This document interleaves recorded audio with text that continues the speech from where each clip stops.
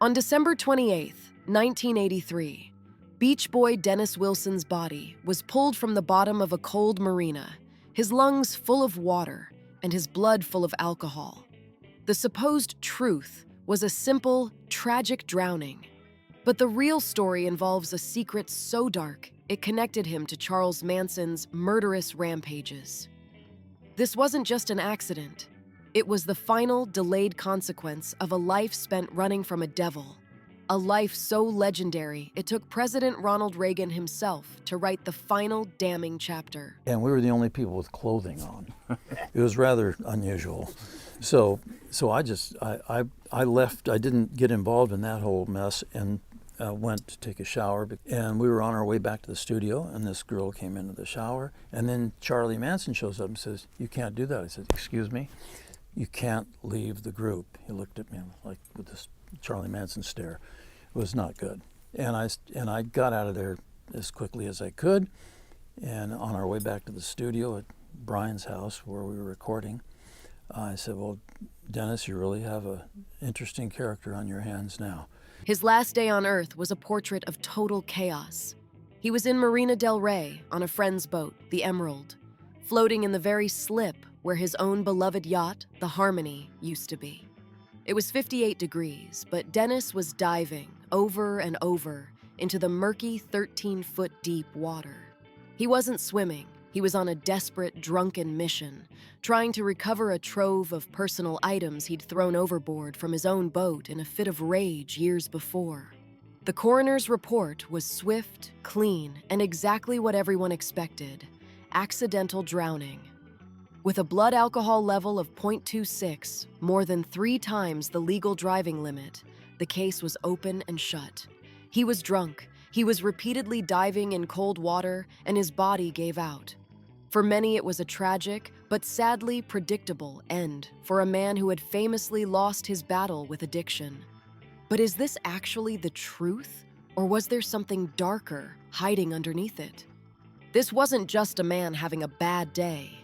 This was a man at the absolute end of his rope, and those closest to him knew it. Just weeks earlier, his own family, the Beach Boys, had filed a restraining order to keep him away from the band. He was officially homeless, broke, and sleeping on couches. Was diving repeatedly into freezing water while blackout drunk really an accident? Or was it a deliberate final exit from a life he could no longer bear? To understand his state of mind, you only need to look at Christmas Day, just 3 days earlier. Dennis, having just bolted from a detox unit, got into a brutal, bloody brawl. He was taken to a hospital, but when his friends pleaded with the doctor to readmit him, the doctor allegedly refused. He called Dennis, quote, "too much trouble," and allegedly uttered a phrase that would become a horrifying prophecy. He might have to die. What do you think? Was this medical negligence or a simple, brutal fact? Let us know in the comments. To understand how the golden boy of surfing fell so far, we have to rewind to 1968. Dennis Wilson, the band's rebellious heartthrob, was driving home when he picked up 2 female hitchhikers. He was fascinated by them and their leader, a charismatic, failed musician with magnetic eyes. He invited them all back to his sprawling mansion on Sunset Boulevard, and with that one act of generosity, he sealed his own fate. That man's name was Charles Manson, now the notorious cult leader and orchestrator of the murder of Sharon Tate. Dennis didn't just meet Manson, he bankrolled him. He let Manson and his entire family, as the cult leader called them, move into his mansion, where they lived for months. Dennis's home became their headquarters.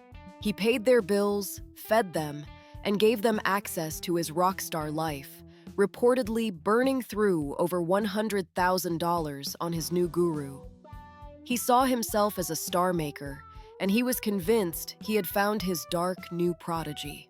Dennis was determined to get Manson a record deal and introduced him to Hollywood's elite. His most important contact was a high-powered music producer named Terry Melcher, the son of Doris Day. Melcher, who was dating actress Candice Bergen at the time, was living in a home that would soon become the most infamous address in America. 10,050 Cielo Drive, the site of the Manson murders. The pieces were all falling into place. The Beach Boys did eventually record a Manson song, Cease to Exist. But they changed the lyrics, retitled it Never Learn Not to Love, and gave the sole songwriting credit to Dennis. Manson was furious. He had been cheated, betrayed, and publicly disrespected by the very rock establishment he was desperate to join, and he was not going to let it go. The relationship between the two men, Manson and Wilson, instantly rotted. A furious Manson went to Dennis's house and didn't just complain. He presented Dennis with a single bullet as a clear and terrifying threat. But Dennis Wilson was no coward. Enraged by the threat to his life, Dennis reportedly beat Manson to the ground in a vicious fight. It was a dangerous move, and it would end up having fatal consequences, redirecting Manson's rage for the other people in their celebrity circle, particularly the residents of 10,050 Cielo Drive, most notably Sharon Tate. This is the secret that friends say truly destroyed him. It all stemmed from a single terrifying night. The details are muddy, a chaotic mess of drugs and paranoia, but it ended with Charles Manson shooting a drug dealer named Bernard Lotzapapa Crow. A terrified Dennis Wilson, believing he had just witnessed a brutal murder, later confessed a horrifying secret to his cousin, Mike Love. He allegedly whispered that he had seen Charlie take a guy out and stuff him down a well. But here's the twist.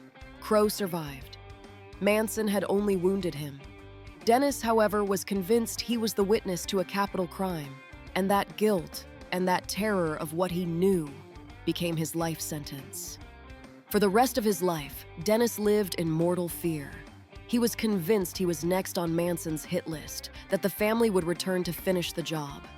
This paranoia became the gasoline on his already burning fire of addiction.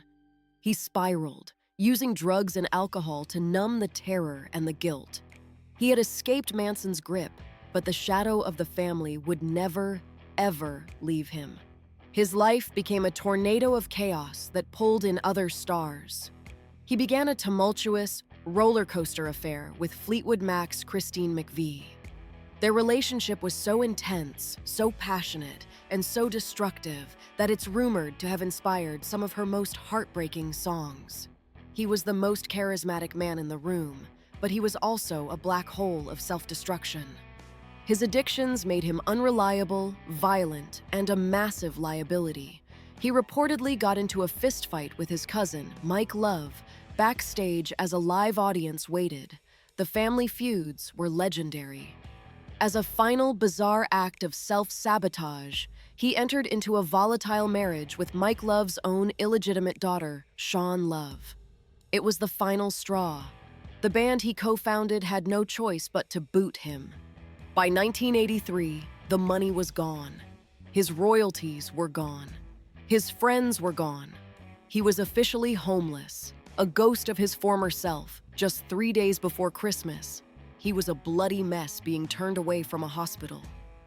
This was the man who went diving in Marina del Rey. He wasn't diving for treasure. He was diving for the wreckage of his own life. So, we return to the marina. The accident theory seems thin, and the suicide theory seems plausible. But then there's the foul play theory. Why did his friends, who were on the boat, let him dive?